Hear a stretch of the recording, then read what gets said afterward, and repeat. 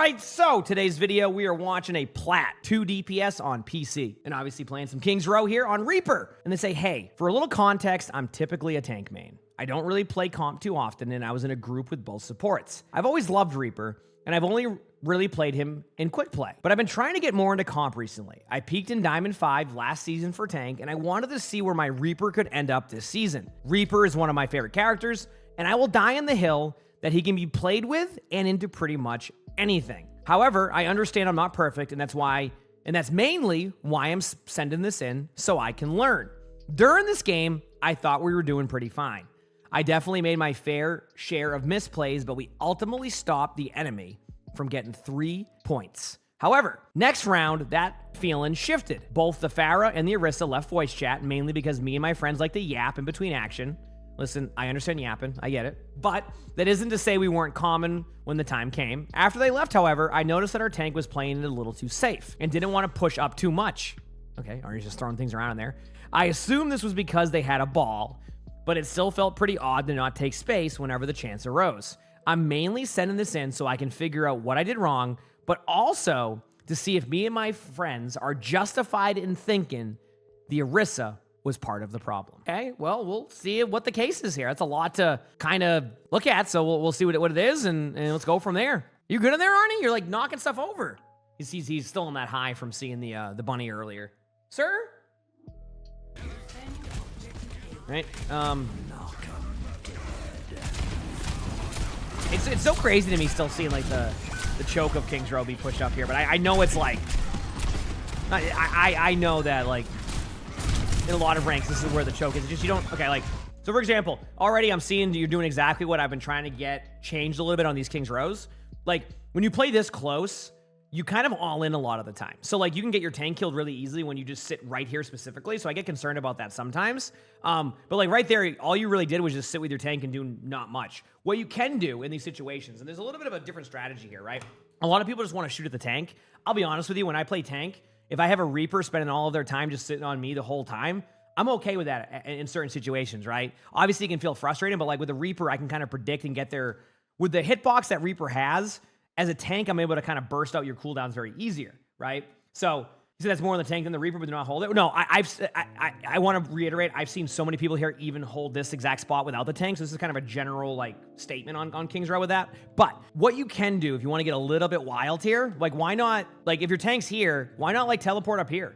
Why not make it known you're in these areas and be a bit more annoying? Why not play this side, right? Why not play a different angle? Why be lined up over here? Now you're like, yeah, but like, this is safe. Yeah, but you can teleport away. So let's say you're playing here. Now when they run through the choke, right? Because, you know, it's going to happen. Listen, I understand every rank plays differently. We're not going to have people playing, you know, the spots that I would expect in top 500. That's totally fine. Every rank progresses differently, scales differently when you climb, right? So the point I'm making here is if they're going to run through here, why would you all sit on one side right here when, like, for an example, you could be set up over here as Reaper, and then as they run in, you either get a free kill because they're not looking there, or you start shooting them, they do this, and then everybody over here now has more of the map enabled, right? And even more so, that the Widow's up here, if you just stay right here, the Widow can't kill you. They're going to be distracted by you, and if for some reason they make an instant reaction, you can just hit shift, disengage out this way, or if they don't overreact to you and you feel like you can survive, you can teleport away to here. Are you seeing this whole effectiveness of what you can do in the rotation? So a lot of the times when I see some Reaper VODs, the Reaper just wants to stand there with the tank and then just shoot at the other tank, right? And that's okay. You want to do that? That's fine. But if you really want to start leveling up more, making those type of plays as Reaper can be like a huge difference to how your games go. Anyway, I know there was a lot for the first 20 seconds, but I've seen this a lot on King's Row recently, and I wanted to showcase that there's different ways to play that if you're going to choose to play the choke that heavily. Okay, so what's your plan here? Where do you want to go? Where do you want to go? Okay, you know what Junkrat's up there. I can respect this. Okay. Okay, dueling the Junkrat.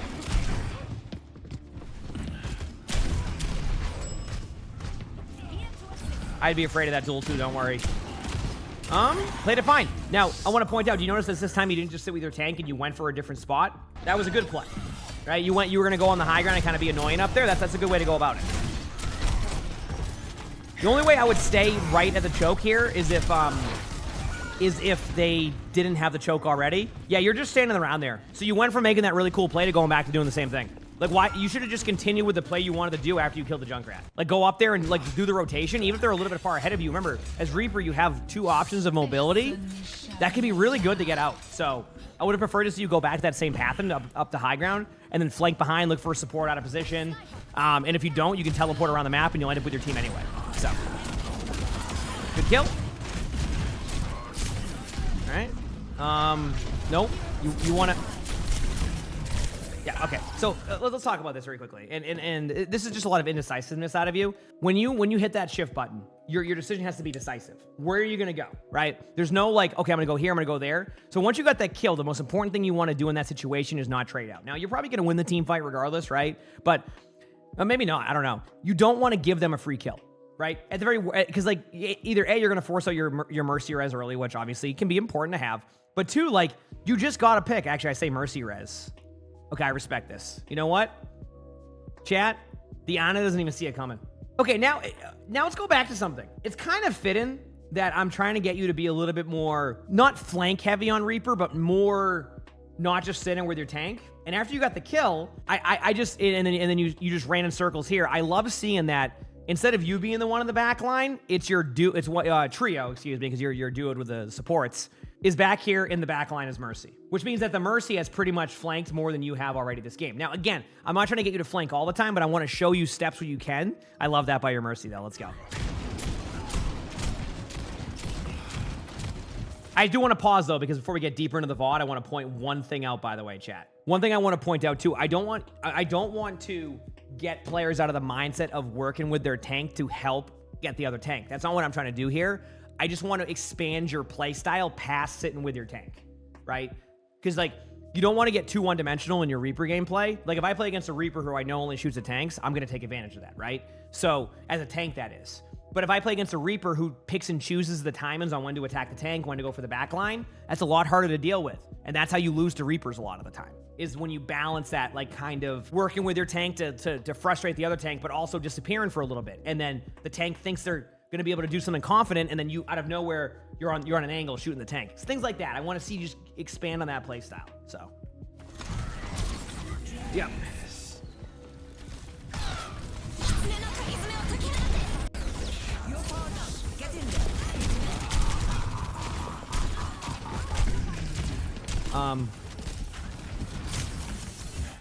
Okay. Yeah, you're indecisive. So I've already solved one of your problems. You're just very indecisive. You need to stick to something. You're not even focusing on like one single target. You like see 5 targets and you have to like shoot all 5. I need you to start to like focus more on whatever you're gonna be on. Be like commit to the play until you can't, and then get out. But if you just sit there and shoot 4 different targets and go, yeah, exactly. I think you gave up a free kill right there because of it. So. Like right here. Let's talk about something. Okay, you're about to do it. Okay, never mind. I don't have to tell you. Good job. I was gonna say, why not teleport behind them right now? Yes, there we go. Thank you. That is what I was trying to get you to do this whole time. Good job. Now be consistent with that. Do that more. Helping with the Rhine here is fine. You just got a free pick. You know you know that you're up 1, so this is a lot easier to get some pressure on that Rhine because you don't have to worry about one of their heroes. Now, I always have an internal timer, chat, and this is some advice I give to people. I don't know if this is helpful or not, and for people who like, use like voice chat, one suggestion I have, and I've noticed this helps my teammates recently, have like an internal timer of when that player goes down that you got, and then remind your teammates that the person I got earlier should be coming back from spawn right now. Because sometimes you'll get a pick, and then the team fight goes a little bit longer than normal, and what happens is that player you killed comes back and then ends up cleaning up the team fight for the other team. So a reminder I give my teammates sometimes is, by the way, the Genji I just got is gonna be back soon. And then my teammates can prepare for that a lot easier, because sometimes you get lost in like the team fight and forget that the person you got just, 15 seconds ago is already back. You know what I mean? So just kind of want to put that out there. It's a good reminder if you can, of course. You can do the same TP play if you want. Do it until it doesn't work. This works too. Yes, but that's why I'm trying to help get in the habit of that nod. Exactly. You know what I'm saying? Because if you can get in the habit of recognizing that the person you got earlier is probably going to be back soon, you can make a little bit better of, like, better decisions, I guess you could say. Love it. I'm not even mad about that. You don't need 5 people with an ult kill. You went to their backline. You got a kill. Good job. proactive gameplay is, I want to point out to you, your proactive gameplay is getting you good results. Your indecisive stand with like behind your tank the whole time gameplay is not getting good results. And I hope that you can see this because I'm seeing it in real time here. Well, this is a spectating, but I'm watching it. Okay, you know what I mean. Yes, this is correct. You're doing it right here. Yep, and then just get out. Your Cassidy almost got you killed there, by the way. That wasn't them. There you go. Good job. So I want to point out to you what happened there. You went up there. 3 of them got distracted by you. I don't know why I'm here. 3 of them got distracted by you, so your teammates were able to get kills. You see what I'm saying? Just being up here, doing some poke shots, that was great. That was wonderful. Like, you're going, oh, I didn't do much there. You did a lot. You don't have to get kills to do a lot. That was good. Did you feel like the Reaper's afraid of flanking? I've seen them flank now. I think they're just indecisive at times. And and that's fine. I get indecisive sometimes too, but I just want to see them stick to something and also be more consistent with this type of play. You don't have to sit up here. No. Go back. Go be aggressive again. Like even if I know you're gonna be there, that's fine. Like I know people are gonna stand on certain spots on maps, but that's because it's an important part of the map. What are you playing? Sniper here? Are you a sniper Reaper? You know what I mean? Like you want to be now you've lost value, right? Now you've lost value. So instead of being up there again, being able to maybe pick up a kill there, like let me give you an example. Actually, let's stop right now. So like, for example, your Cassidy goes up here in high noons. So rather than be up here or something, being up because you started here, maybe you get a kill. Maybe they back away, right? Maybe they back away a little bit and you get a couple kills or you pressure them. Or maybe the high noon gets kills because they're worried about the Reaper. But you just went up here and played Sniper Reaper. It feels like every other team fight, you get it right. One team fight, you do the right play. The next team fight, you play like you're playing Sniper. So...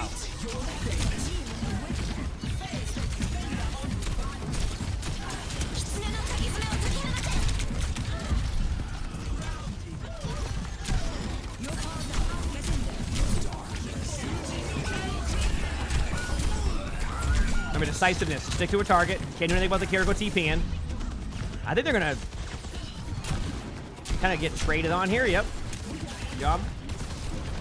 You said you mean it's not bad to play Reaper against tank? No. That's not what... That's why I keep, like, trying to reiterate that. It's not trying to take away the idea of shooting at a tank as a Reaper or working with your tank. It's more about expanding your playstyle so you're doing more consistent things. Like, let me give you an example, okay? Because I want to kind of, like, add to that point. If you're playing right here, right, and you're engaging them, and, okay, your tank's here, and you're up here, and you're engaging them here, does your tank need help right now from their tank? Let me ask you that question. Like, does your tank right here need help against their tank that's right here? Right? If you're Reaper, you're just standing here waiting for their tank to engage you. So if you're just standing right here, and their tank is that far back, what are you going to be doing at that point? You're just waiting. If I'm playing against a team that does this, I'm like, thank you. You're giving me so much space right now. I don't have to worry about any of these flanks. I can take team fights I want. Now, if you're up here, right? Or you're around this area. You don't have to be here. You could even be here, right? You could be somewhere like, you know, wild, like right here, right? If you're here, now they have to look at you and you might bait out a cooldown. As Reaper, there is no way you're gonna bait out a cooldown from right here. If you bait out a cooldown from right here, then that's not gonna happen all the time, all right? If they're back here, that is. So you wanna be in spots that allow for you to get early pressure, and then if you need to, you can go back and be ready to prepare for that fight as it's happening. Right? So I hope that makes sense as to what I'm trying to say. So like, it's not about trying to get people not to shoot at a tank as Reaper. It's getting players set up in pre-fight to be able to do more than just worry about shooting at their tank. Because you can pick up free kills left and right on those first parts of team fights. Most Reaper kills I see, of course this is in top 500, are generally like right before a team fight starts or right when it starts, because a Reaper's in a spot to follow up on the kill. They get the kill, they either shift or TP out because it can be pretty quick depending on the perk that you take. I think it's a major perk now. And then you rinse and repeat and you're always up on numbers in that way. But if you just stand behind your tank and you play a Sniper Reaper, you're not gonna get much value, right? So it's more about increasing your value there on what you're doing, and then you can also help with the tank. I hope this is like, I'm not going too over the top here, but I like to be more, I've gone way more in depth recently and I'm continuing on that, so. I'm trying to give people the understanding of why you want to do it, you know? I'm okay with this for now. They know you're there. That's okay. Yeah, you're fine. I do want to ear you. I do want to be careful, though. Like, they know you're here now, so you are going to have to worry about this angle. So I want to see how you deal with that. But you're in a spot they have to worry about you at. And you're gone. Okay, that's fine. I'm actually okay with that because I think you were afraid they were going to go for you. So... You did what you had to do, though. They knew you were there. They were a little bit scared of it, and I'm sure there was somebody on their team that was slightly distracted by it. Good job. Now you're back to your spot. Yes, stay here now. Just do this until it doesn't work. It's like the old, you know, don't fix what isn't broken thing. Like, it's okay to stay there, and then you can just TP out. If they have to spend 15 seconds trying to clear you out, you already got a 1 there. Or a win there. A 1 there, a win. Here we go. I don't mind this. Good job. That was very risky. Like you could have just TP'd. Yeah, look what you did, by the way. This is actually really unlucky by you, but look what you did. I want to point this out. You going into their backline has now forced the Orisa to have to clear out this way. Unlucky for you here on this, right? Because I think it was just bad timing. Like you barely saw them when you were TPing. But look what you've done. So you've already made them start to clear out there. See? And now you get out. You get back to the safety of your team, hopefully. You don't have much cooldown, so just be as careful as you can. I know that you're a little bit worried of that. There you go. Huge. Great Reaper ult. Good job. So look at that. So look at that. After, because you started that. Oh, you were proud of that one. That's a cool emote. So you were like, because you set up over there, they were forced to go and go for you. See?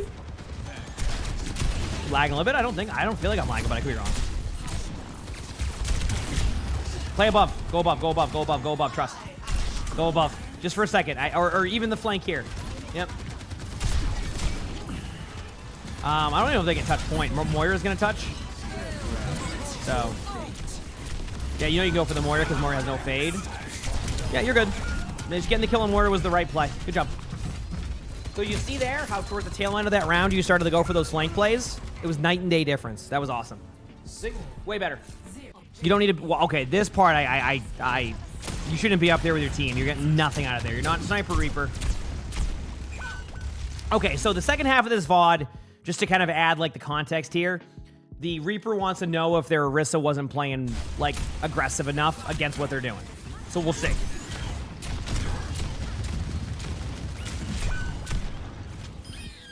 Good kill on the Wrecking Ball. Good kill. Good start.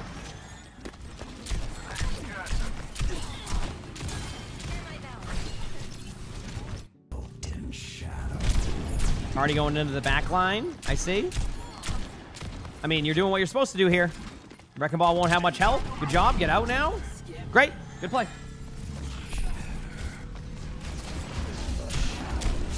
Yeah, that was a good job. Nice. Okay, so there you go. Easy first point. Good first point. And thank you, chat. I appreciate it. Nice pick on Hanzo. Well played.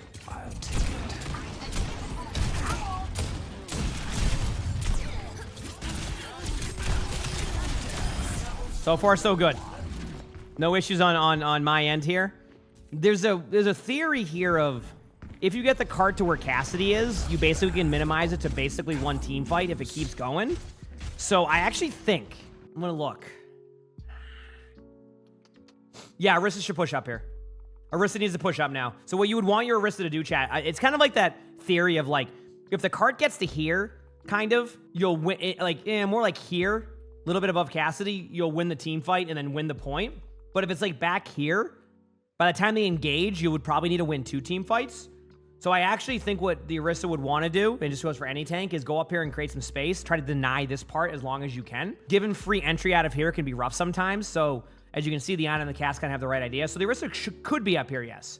It's not like, this is like, it's more of like, this is the play I opt for. This is a safe play. It's okay, but I definitely think that this comes down to, one thing I want to point out is, I always mention the idea of playing at the pace of your team. And I have a tendency of sometimes forgetting that. And you'll hear me say it in real time, like, oh crap, I didn't realize we didn't push up. I need to make that adjustment. And what that means is I'm not going, oh, what are you guys doing? Why aren't you pushing up? It's along the lines of like, I'm reminding myself I need to adapt to my teammates' play style rather than kind of go play mine and expect everybody else to do it. Because I find that it's easier for me to adapt to that play style as I play a game than it is to get people to adapt to my play style, right?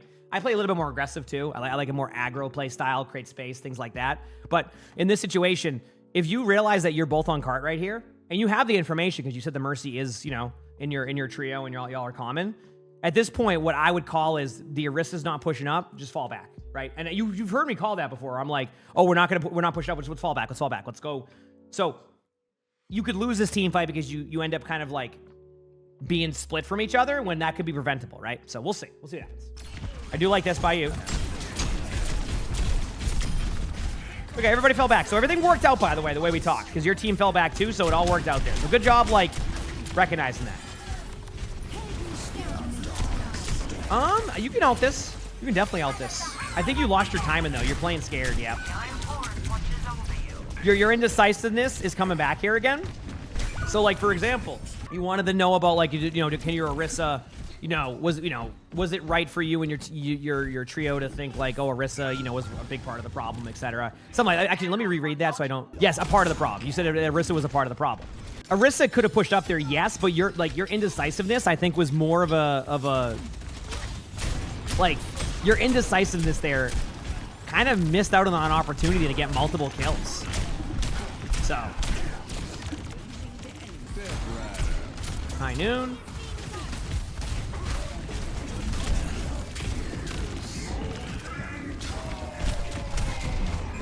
All right, grabbing a health pack.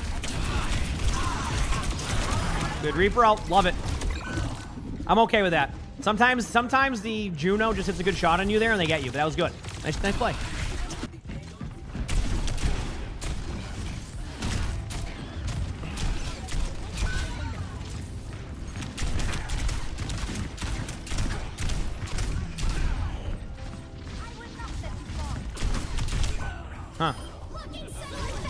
Huh. I mean, that's just kind of like they had another retake because of the previous fight.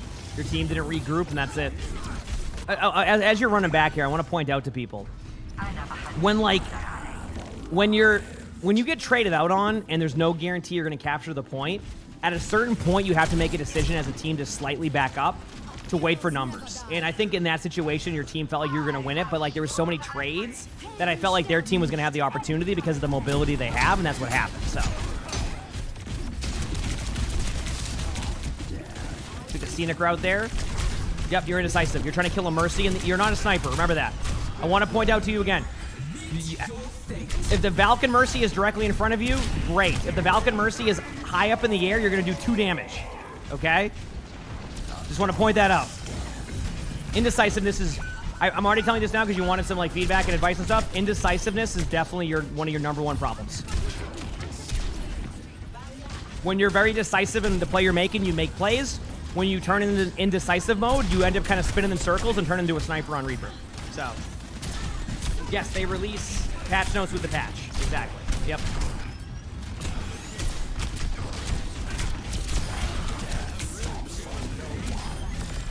What happened there? Torbal. I think they were just on cart in the Torbal.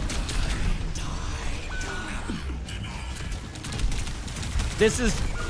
Okay, you ready? I want to help people in this type of situation because this happens sometimes frequently when like a team fight isn't like the point gets captured. Don't waste any resources here, chat, unless it's a guaranteed kill. So let's say like you're on a Nano Jew before any of this happened and you kill them, great. But sometimes you get like the other team will just win a team fight here cleanly. Let them waste their ultimates. Let them do their stuff. Reset as quickly as you can. Don't stagger. Don't try to do anything. Just reset. Your teammates did that for the most part, but I wanted to point out for anybody who goes against this is just wait, right? Exactly. That's what I'm saying. Like, them popping ultimates here because there's no time bank, right? Like, you don't have to worry about, like, getting, under a minute to be, or get into above a minute to be able to get time. Like, if you capture third point, you win.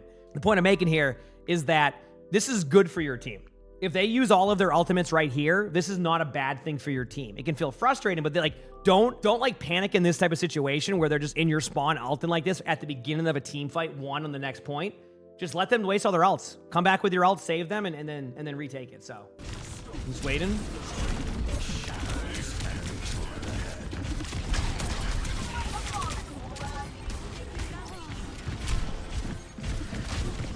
TP behind and go for the play with your nano. Good job. I like that play by you. Yeah, they just traded. They did the same thing your team did and traded. Are you saying now, you said Orisa was a part of the problem. Let me ask you this question. Like, are you saying that if your Reaper pushes, if your Orisa pushes up there with you, that should be a guaranteed team fight win? Because I look at it as a different way here. There's a chance that you actually get traded on even more if your Orisa isn't back there. I actually think it's okay for, I don't know, this is like gameplay philosophy here, but like, if they're not really having a core here, I think it's okay that your Orisa is trying to help peel a little bit, right? Like, you got the kills up here, but then your backline died, so it's okay for your Orisa to help with the backline because you're not going to get any value if your teammates are dead anyway, right? Like, am I missing something here on what's happening? You went in with your ult, they went in at the same time, they traded 2-2. Your Orisa tried to help with the peel in the backline because there wasn't anything else that they could do there. So like, I don't know. Oh yeah, no, I agree on the cooldowns in Reaper, by the way. I sometimes like things like that, I wanted to go to a different point, but yes, of course, like the Reaper should have used her cooldowns there. I mean, I agree with you. Yes. I needed to go to that point because they thought Orisa was a part of the problem with not playing up there too much, but I think that was fine. Yeah. Because like there was nothing really the Reaper could do outside of maybe get the Juno with a solo ult, but then you're still in like a 2v2. And they're gonna have a retake and you're gonna fall back anyway at a certain point, so. So my understanding here is you want your Orisa to push up in general, right? Like you want your Orisa to be here. Okay. That can work. So, but I think like, okay, let me give you my vision. Here's my vision. And this is gonna be kind of like a back and forth with like DPS and tanks. But if I'm a tank and I see that everybody here is sitting back, I'm gonna be a little bit less inclined to go push all the way to here, right? Because the only space that the Orisa needs to take at this point is to deny, like, get to about here, to deny, like, an angle, right? Because if you go too deep, you're just gonna get rolled, right? I think this is a team effort. Like, yeah, I mean, technically, Orisa would be a part of the problem at that point, right? Because, but, like, that's not the point. I don't think it's the way that you think it is of, like, oh, the Orisa was one of the main reasons here. I think, like, this is a team effort. Like, your team's not really setting up. Your team's all kind of sitting back. You're over here, like, what? Okay, cool. Like, you know, why not? Why didn't, like, after you start to get some, you know, plays going, do a quick teleport up here. Just do it. Send it up here. Go somewhere else. You're sitting back just as much as the Orisa is. And if I'm the Orisa, I'll be real with you. I'm not going to feel as confident that I can push up into their team without the help of the team if my team is all sitting back. So it kind of goes both ways in that sense of, I don't know. We'll see.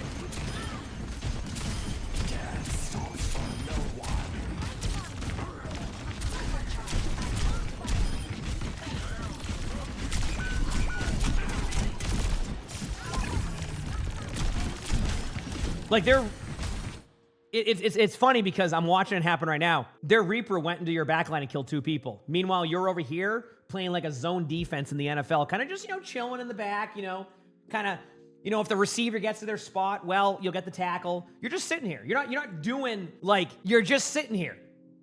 And every time you're decisive and make a play, it goes well. And every single time you sit back and do nothing, it doesn't go well. That's it. Like, that Reaper going into your backline and killing your Cassidy and Ana is not going to be on your Orisa at that point. You know? Like, like, there's a lot to worry about there. Now, again, I'm not saying Orisa can't play more aggressive. Keep in mind that's fine. But I'd also you need the team up there with you, too, to have trust that your aggressiveness is going to be working. Otherwise, you're just going to, the tank will feed. Glitter, thanks for the 2 months of the tier 1. Thank you, appreciate it. Thank you. Hi, everybody.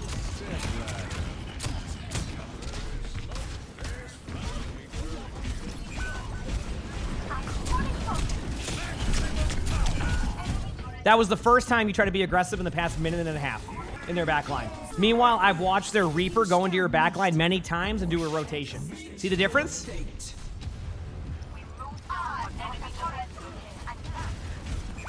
So.